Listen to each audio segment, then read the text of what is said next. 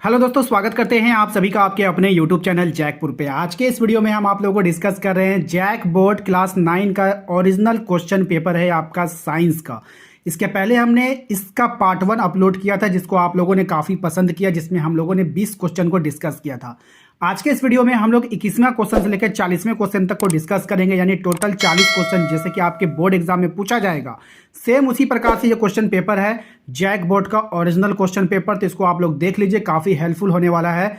Video में यदि आप पहली बार आए हो, चैनल पे भी यदि पहली बार आए हो, तो प्लीज़ वीडियो को लाइक करना है, शेयर करना है और सब्सक्राइब नहीं किए होंगे तो सब्सक्राइब करके घंटी के बेल आइकन को प्रेस कर लीजिएगा ताकि आने वाली हर एक वीडियो का नोटिफिकेशन आपके मोबाइल पर जाता है। हम लोग आ चुके हैं आप क्वेश्चन पे, क्वेश्चन नंबर 21 पे आते हैं। 20 तक हम लोगों ने पहले पार्ट में डिस्कस कर लिया था। यदि आप लोगों ने वो वाला पार्ट नहीं देखा है तो लिंक आपको डिस्क्रिप्शन में दे दिया जाएगा, वहां जाकर आप अपने सभी वीडियो को देख सकते हो। मैथ का भी मैंने बना दिया है, आप लोग उसको भी जाकर देख लेना।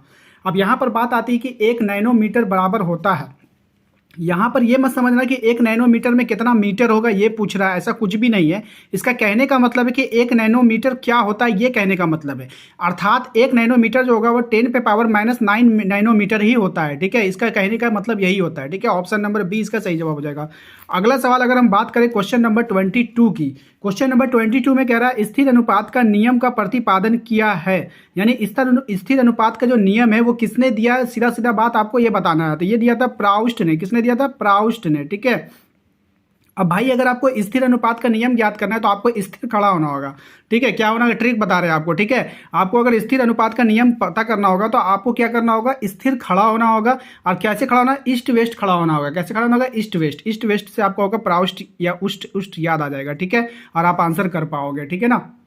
क्वेश्चन नंबर 23, किस तत्व का लैटिन नाम फेरम है? तो देखिए, सबका पहले अंग्रेजी नाम आपको देखना होगा, ये ऑरम होता है और लोहा का एफी होता है यानी कि फेरम होता है। तो इसका सही जवाब हो जाएगा आपका ऑप्शन नंबर 1 हो जाएगा। ठीक है, अगला सवाल देखो, कह रहा है सोडियम का संकेत क्या होता है? Ne होगा, Na होगा, N होगा या फिर Zn होगा?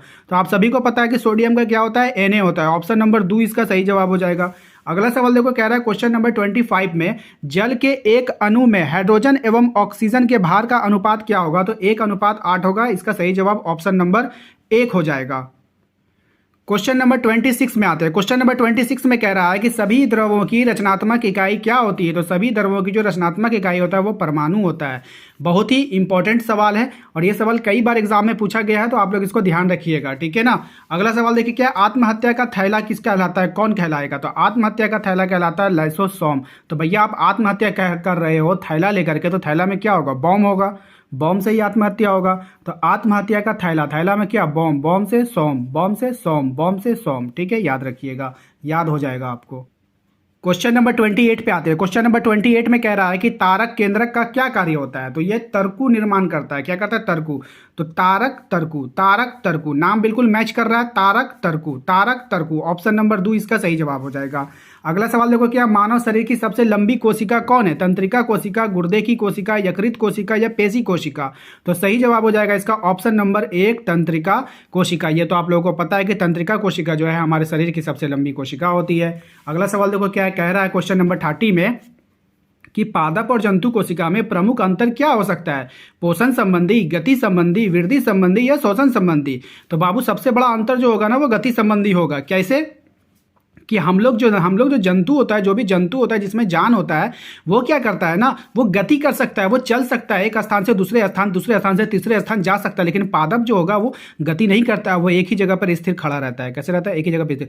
देखिए, पोषण उसमें भी होता है, पोषण हम लोगों में भी होता है, वृद्धि उसमें भी होगा, वृद्धि हम लोग में भी होगा, हम लोग भी बड़े होते हैं। शोषण वो भी करता है, शोषण हम भी करते हैं, लेकिन गति हम करते हैं, वो नहीं करता है। ऑप्शन नंबर 2 इसका सही जवाब हो जाएगा। क्वेश्चन नंबर 31 कह रहा है कि जंतु कोशिका में नहीं पाया जाएगा। जंतु कोशिका में क्या नहीं पाया जाएगा? कोशिका झिल्ली, कोशिका भित्ति, राइबोसोम या माइटोकॉन्ड्रिया? तो देखो, ये जो यहाँ पर ऑप्शन दिया गया, यहाँ पे कोशिका भित्ति का निर्माण करता है। जानते हो कोशिका भित्ति किसको कहता है? जो आप पेड़ पौधे देखते हो, पेड़ पौधे के ऊपर जो छाल होती है ना, छाल, मोटा मोटा छाल लगा होता है, उसी को हम लोग कोशिका भित्ति कहते हैं। तो बाबू ये जंतु में नहीं पाया जाएगा। क्या हम लोगों में पाया जाता है? हम लोगों में नहीं पाया जाएगा। तो इसीलिए जंतु कोशिका में कोशिका भित्ति नहीं पाया जाता है। ठीक है, अगला सवाल देखो क्या है। अगले सवाल में कह रहा है कि रंगीन प्लास्टिक को कहते हैं। तो रंगीन प्लास्टिक को क्या कहेंगे भैया? रंगीन प्लास्टिक को क्या कहेंगे बताओ? सही जवाब हो जाएगा आपका ऑप्शन नंबर 2 क्रोमोप्लास्ट। ठीक है, रंगीन प्लास्टिक को क्या बताए, क्रोमोप्लास्ट, याद रखिएगा क्रोमोप्लास्ट, याद रखिएगा, इंपॉर्टेंट है। अगला सवाल है क्वेश्चन नंबर 33, किसकी अनुपस्थिति में प्रोटीन संश्लेषण नहीं होता है, केंद्रक, क्लोरोप्लास्ट, माइटोकॉन्ड्रिया या फिर राइबोसोम, किसकी उपस्थिति में नहीं होगा ये आपको बताना है। तो राइबोसोम सही जवाब हो जाएगा, ऑप्शन नंबर 4, ऑप्शन नंबर 4 इस सही हो जाएगा। किसकी अनुपस्थिति में प्रोटीन का संश्लेषण नहीं होगा, तो राइबोसोम की उपस्थिति में प्रोटीन का संश्लेषण नहीं होता है, ठीक है। अगला क्वेश्चन देखो क्या है, क्वेश्चन नंबर 34 कह रहा है किस प्रकार के ऊतकों की क्रियाशीलता के कारण पौधों में वार्षिक वल्य बनते हैं। तो पौधों में जो वार्षिक वल्य बनता है वो पार्श्व विभज योतक के कारण बनता है, ठीक है, ये याद रखिएगा। तो जो वल्य बनते हैं ना उसकी सतह पर बनते हैं, कहाँ पे बनते हैं, सतह पर, सतह का क्या हो जाएगा, पार्श्व पर, पार्श्व याद रखिएगा, ठीक है। अगला सवाल देखो क्या, क्वेश्चन नंबर 35 में कह रहा है निम्नलिखित में से कौन फ्लोएम ऊतक का भाग नहीं है। तो निम्नलिखित में से आपको बताना है कि कौन जो होगा फ्लोएम ऊतक का भाग नहीं होगा। तो यहाँ पे हो जाएगा स्नायु, क्या हो जाएगा, स्नायु जो है वो फ्लोएम ऊतक का भाग नहीं है। स्नायु क्या है, फ्लोएम ऊतक का भाग नहीं है, ठीक है, याद रखना है इसको, इंपॉर्टेंट है एकदम। सेम टू सेम क्वेश्चन आपका इसी तरह से आएगा, ठीक है, अगर आ गया तो। आ जाइए क्वेश्चन नंबर 36 में। क्वेश्चन नंबर 36 में कह रहा है कि कौन सा ऊतक जल और खनिज का वहन करता है। तो कौन सा ऊतक जल और खनिज का वहन करेगा, भैया जल आ गया, जल जल जल, जो से जल, जो से जाइलम, जो से जल, जो से जाइलम, ऑप्शन नंबर 2 इसका सही जवाब हो जाएगा। अगला सवाल देखो क्या है, मूंगफली और बादाम के छिलकों में पाया जाता है क्या, बताइए, मूंगफली और बादाम के छिलकों में क्या पाया जाता है, हरित लवक पाया जाएगा या स्क्लेराइड्स पाया जाएगा या अंतरकोशिकीय स्थान या चालिनी पट, क्या पाया जाएगा, सही जवाब हो जाएगा ऑप्शन नंबर 2 स्क्लेराइड्स, ठीक है, स्क्लेराइड्स याद रखिएगा, स्क्लेराइड्स, ठीक है। क्वेश्चन नंबर 38 पे आ जाते हैं। क्वेश्चन नंबर 38 में कह रहा है कि शरीर का बाहरी और भीतरी रक्षक आवरण बनाता है, कौन बनाता है, बताना है, संवेदी ऊतक, एपिथेलियम ऊतक, संयोजी ऊतक या फिर कंकाल ऊतक, कौन बनाएगा बताओ। तो सही जवाब हो जाएगा इसका एपिथेलियम ऊतक, ठीक है, कौन बनाएगा, एपिथेलियम ऊतक, ठीक है। शरीर का बाहरी और भीतरी रक्षक आवरण कौन बनाएगा, एपिथेलियम ऊतक। सिंपल सी बात है, अगर आप यहाँ पे ट्रिक अप्लाई करना चाहते हो तो शरीर का बाहरी और अंदर से आप अपने शरीर की रक्षा करना चाहते हो तो एप्पल खाया करो, क्या खाया करो, एप्पल खाया करो, एप्पल खाने से शरीर मजबूत होता है, ठीक है। तो एप्पल से एपिथेलियम याद हो जाएगा आपको। अगला सवाल देखो 39 में कह रहा है कि जिस मृदुतक की कोशिकाओं में हरित लवक पाया जाता है उसे क्या कहते हैं, दीर्घ ऊतक, क्लोरेनकाइमा, पर्णहरित या फिर स्थूल ऊतक, सही जवाब हो जाएगा इसका ऑप्शन नंबर 2 क्लोरेनकाइमा, क्या हो जाएगा, क्लोरेनकाइमा। जिस मृदु ऊतक की कोशिकाओं में हरित लवक पाया जाएगा उसको क्या बोलेंगे, क्लोरेनकाइमा, ठीक है, याद रखिएगा क्लोरेनकाइमा। इसको हमने ट्रिक से बताया था कि मृदु ऊतक मर गया, मरने से इंसान की बॉडी क्या होता है, हरा हो जाता है, और हरा होने के बाद वो क्लियर हो गया, यहाँ से कहाँ से क्लियर हो गया, पहले कॉमा में था फिर क्लियर हो गया, ठीक है, इस तरह से याद रखना है, ठीक है। नेक्स्ट क्वेश्चन में चलते हैं। क्वेश्चन नंबर 40 में कह रहा है ट्रैकिडस पाए जाते हैं किसमें, जाइलम में, फ्लोएम में, वसीय ऊतकों में या फिर पेशीय में, बताइए किसमें पाया जाएगा।